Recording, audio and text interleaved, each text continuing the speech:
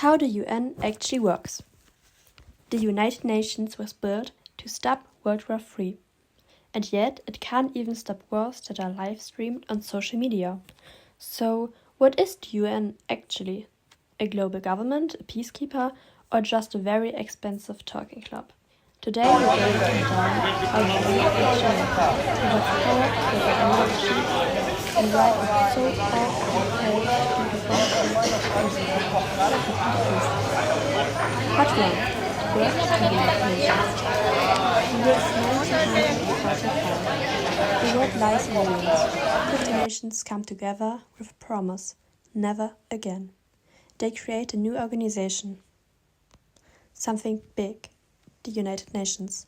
Its goals were ambitious: maintaining the international peace and promoting human rights. From the start, it had one key principle: every member state is separately and individually. But the world is safer when nations cooperate. Part 2. The structure. Here's how the UN is built. It has 6 main parts, but only one truly wields power. Firstly, the General Assembly. Secondly, the Security Council. Thirdly, the Secretary. Fourthly, the International Court of Justice. Fifth, the Economic and Social Council. And lastly, the Trusteeship Council. So yes, the UN looks democratic, but in reality, a small group of powerful nations still decide what happens. Part 3. The UN in action. So, what does the UN actually do?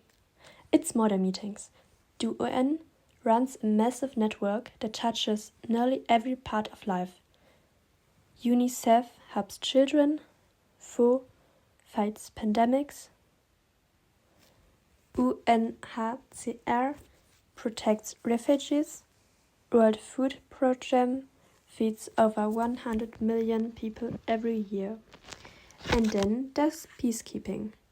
The blue helmets you see in conflict zones. Over 70 missions since 1948, from Cappadocia to Congo. They're not an army, though they really rely on troops volunteered by member states. They can only act when the Security Council says so, which brings us to the UN's biggest problem. Part 4. Why the UN so often fails. The UN's core weakness is baked into its design: the veto power. If even one of the P5 members disagrees, nothing happens.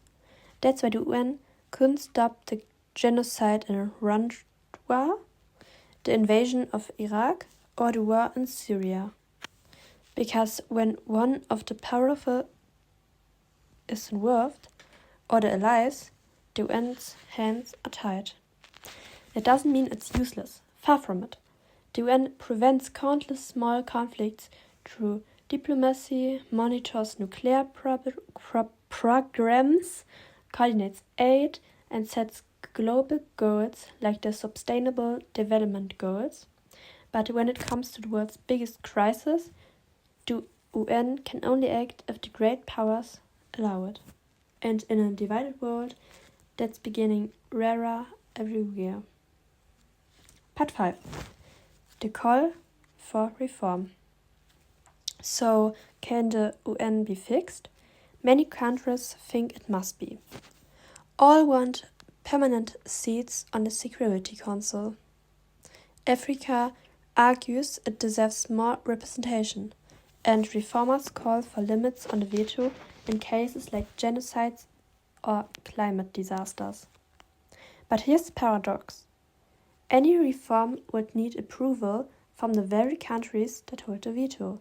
And guess what? They don't want to give up the power.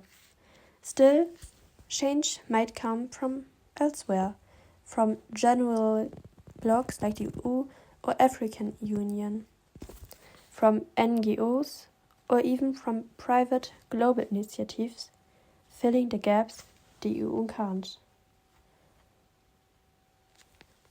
The UN isn't perfect. In fact, it's often painfully slow, frustrating, and flawed. But despite everything, it's still the only place where every nation, rich or poor, democratic or not, can sit at the same table. Maybe the UN's real power isn't in the wars and storms, but in the conversation it keeps alive. Because in a world full of wars and rebellions, talking, even when nothing gets done, is still better than silence. Thanks for watching. If you want to understand how global power really works, like this video, hit subscribe and join us next time.